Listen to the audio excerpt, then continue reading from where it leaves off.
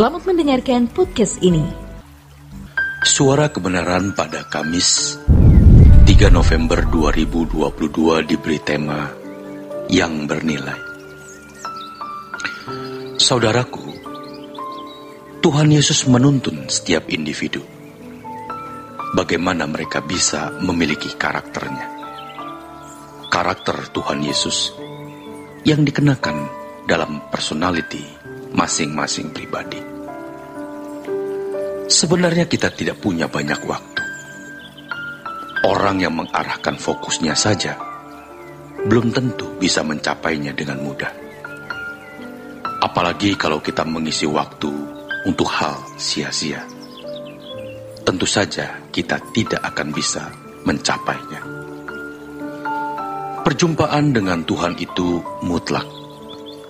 Bagi yang memiliki pengetahuan tentang Tuhan melalui seminar, khotbah, atau pendidikan formal perguruan tinggi keagamaan Kristen seperti STT, seminari, jangan merasa sudah mengenal Dia karena memiliki pengetahuan tentang Dia.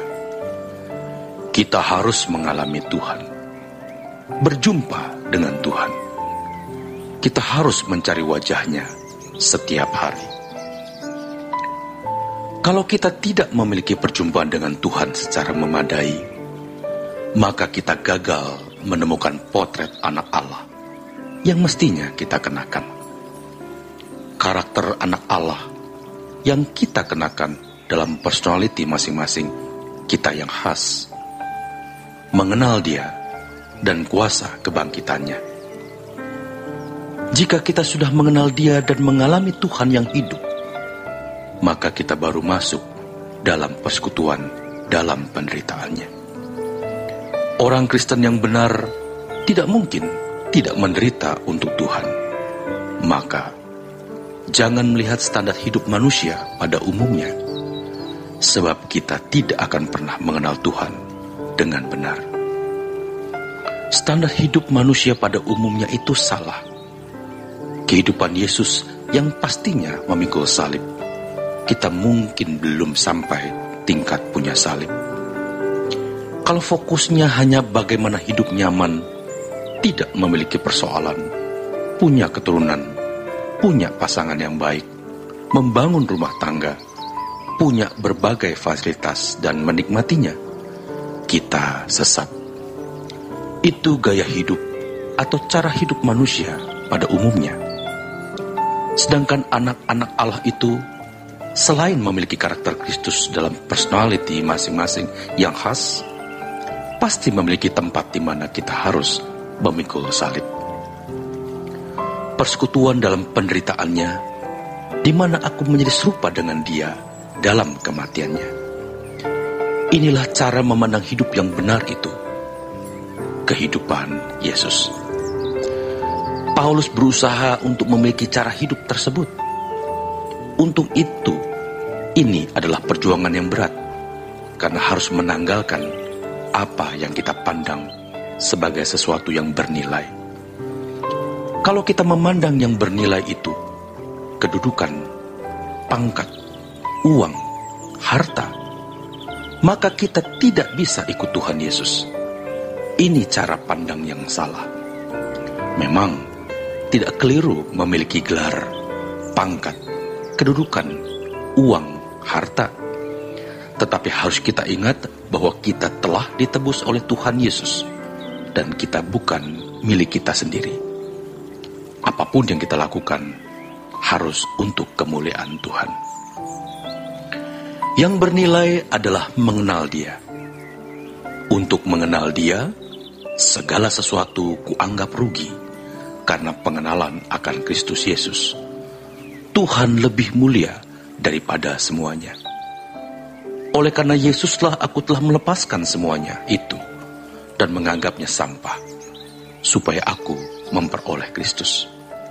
Artinya, kalau kita tidak memperoleh Kristus, berarti memiliki spirit, gairah, cara hidup, cara berpikir, gaya hidup yang dimiliki juga oleh Yesus.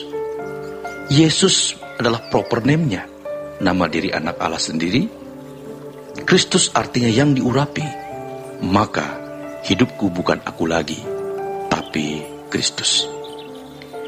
Betapa kita harus berjuang melepaskan diri dari lilitan, belenggu yang sudah membelenggu kita selama bukan saja belasan tahun, bisa puluhan tahun.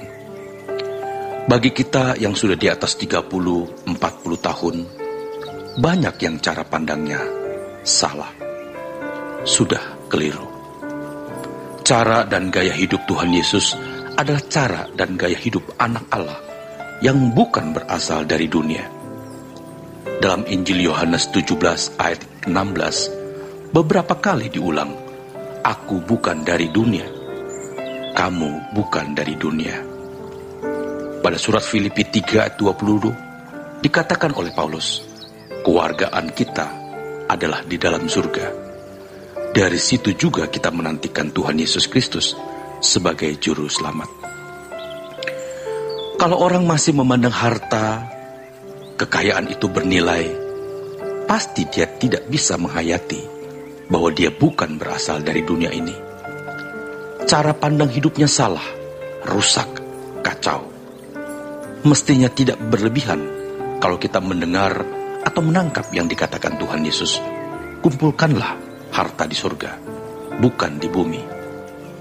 Dalam Kolose 3 ayat 1-3, Rasul Paulus mengatakan, carilah perkara yang di atas, bukan yang di bumi. Jadi, jika cara pandang hidupnya benar, perspektifnya pun benar. Secara teori, kita bisa setuju terhadap hal ini. Tetapi sejujurnya, praktiknya tidaklah mudah. Karena kita sudah terbelenggu selama puluhan tahun dan membangun selera di dalam diri kita. Kita bukan berasal dari dunia ini. Kewargaan kita dari surga. Perjuangan menyangkal diri memang tidak mudah. Kita bersyukur kita terperangkap dalam perangkap langit baru, bumi baru. Cara kita memandang hidup yang benar adalah bahwa hidup yang sesungguhnya bukan sekarang, tetapi nanti di langit baru, bumi baru. Persoalannya, siapakah orang-orang yang boleh hidup di dunia yang akan datang itu? Tuhan Yesuslah modelnya. Kalau kita tidak memiliki model seperti Yesus, kita tidak boleh masuk rumah Bapa. Selamat berjuang saudaraku. Tuhan Yesus memberkati.